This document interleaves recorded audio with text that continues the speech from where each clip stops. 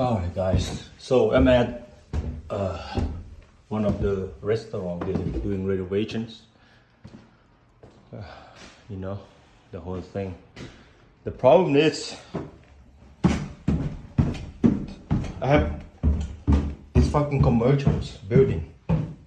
Alright. This is fucking commercial building, man.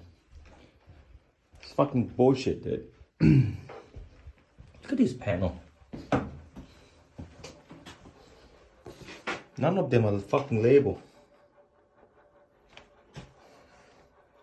So I gotta figure this shit out. Probably half of the day, so then I can start renovating. This is bullshit, huh?